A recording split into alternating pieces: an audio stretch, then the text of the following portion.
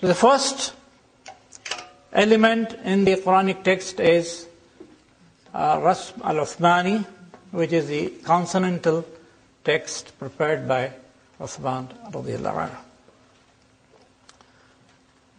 The second element is the dots, which were added later on. For example, khalaqa, kha has no dot. Kha has no dot. Qaf has no dot. Samawat, ta has no dot. Now in those days, the Arabs knew the Quran, the Muslims knew the Quran by heart. It was only a support. But most of the people, most of the Sahabas knew the Quran by heart. So they can easily read the text. So the dots were added later on when non-Arabs entered into Islam and they could not read this text. Dots were added. That is the second. It's called al-i'jam. I'll write these. The first is al-rasm al-Uthmani. Al-rasm al-Uthmani. The second is al-i'jam.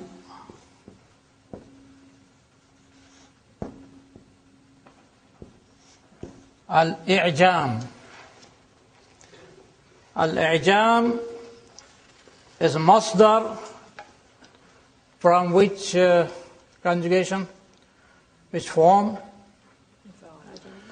Yes, from the fourth form, a'jama, yu'jimu, i'jamun.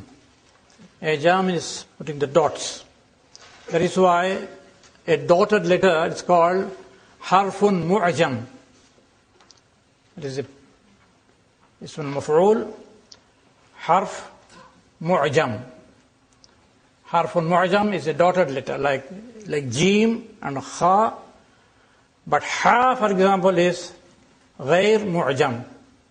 Harf غير mu'jam, undotted letter.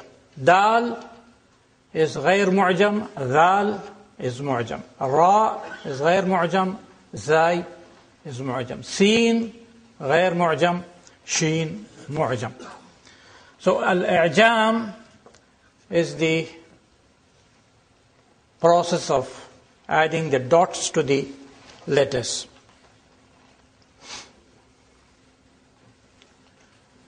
The third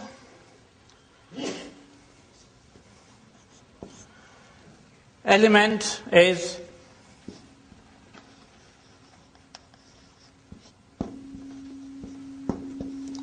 al-dhabt. Al-dhabt means the vowel points.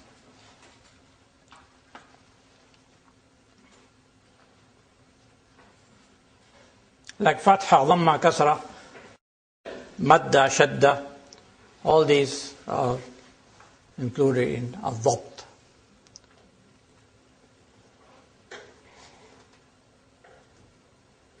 In the Indian subcontinent, they use the word al-i'rab, i'rab.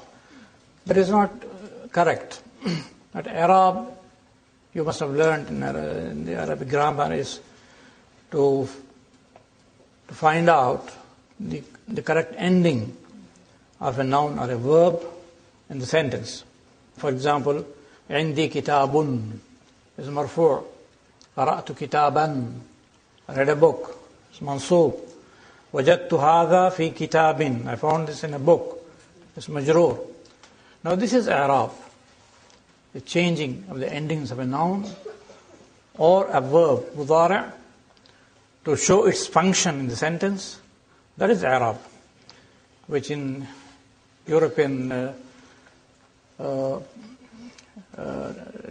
language is called declension of a noun.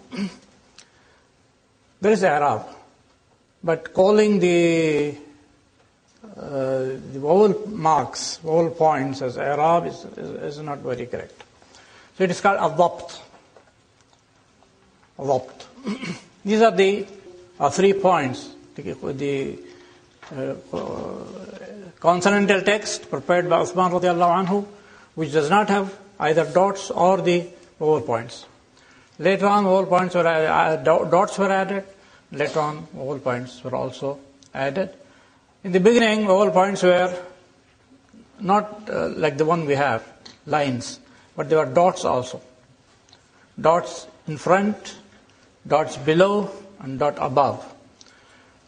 That is why, if you remember in Urdu, the fatha is called zabar.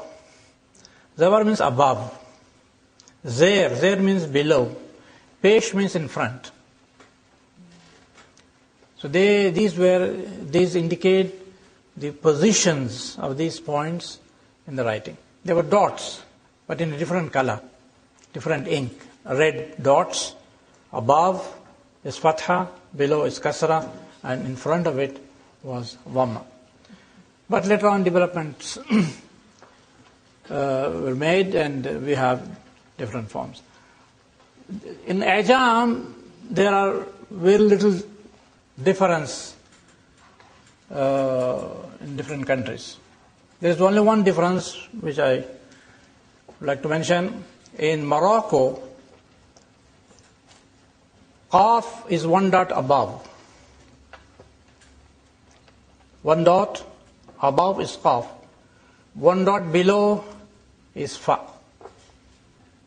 So if they want to write qif, which means stop, road sign, they write like this.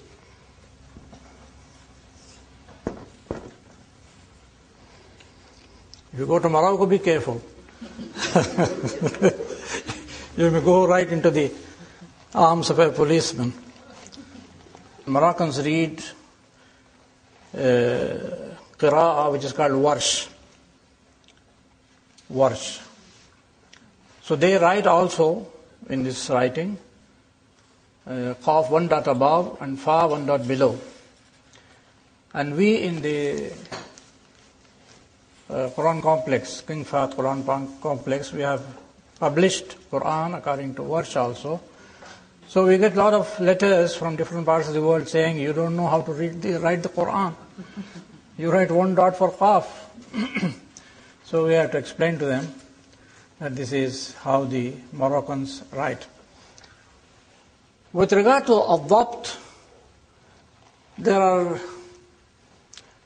different styles of dabt. In the Indian subcontinent, there is one dabt, which is not very different, but it's different from the dabt system that is used in Arab countries. Turks, they have a different type of dabt. And warsh in Morocco, it has completely different kind of dabt. It's all systems, different system, but it doesn't change anything. The fourth element, alamatul waqf. Alamatul waqf means punctuation marks.